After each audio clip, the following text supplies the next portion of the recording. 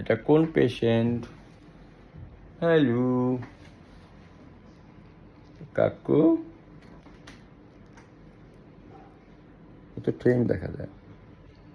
ও এমনি এমন না, এখন সিক এজন্যই চুপচাপ আছে, নাহলে ওকে ধরতে দেয় না। যেটা না মানে আমাকে আমি ধরতে পারি, বাট অন্য কেউ না। তাই?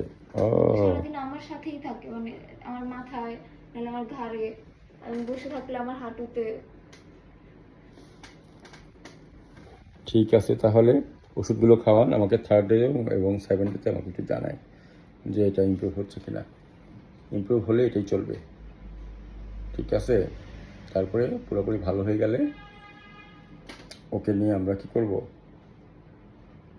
গজল সন্ধ্যা, তখন একটা কেক কাটা হবে। গজলের গায়িকা হবে কে? পাখি।